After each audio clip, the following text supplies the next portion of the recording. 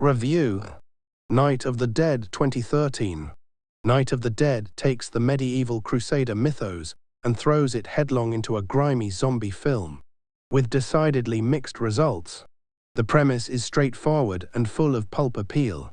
A small band of crusading knights, carrying the Holy Grail, are pursued by bloodthirsty raiders and stumble into a valley ravaged by the Black Death, only to discover that the plague has reanimated the dead.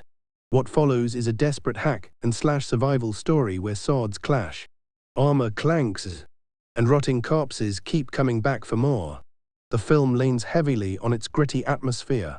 Mud-soaked landscapes, bleak skies, and decaying corpses set the tone, evoking a world that feels appropriately hopeless and cruel. Unfortunately, the production's shoestring budget shows at nearly every turn. The combat is clumsy, the effects are limited, and the camera often feels too close to the action, making the fights confusing rather than thrilling. While the premise screams high-stakes fantasy horror, the execution rarely rises above sci-fi channel fare. Performance-wise, the cast tries to sell the seriousness of knights defending a holy relic, but dialogue is sparse and flat, offering little depth beyond brooding scowls and shouted orders. The zombies, though numerous, lack real menace, often shambling in predictable ways and dispatched with repetitive sword swings.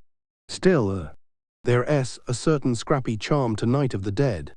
For fans of low-budget medieval horror mashups, it may scratch an itch that big studio productions rarely touch.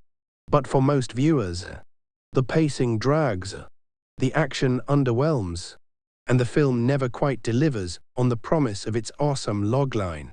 Verdict: a muddy, low-budget curiosity that fuses crusaders, zombies, and the Holy Grail, ambitious in concept, but too rough and repetitive in execution.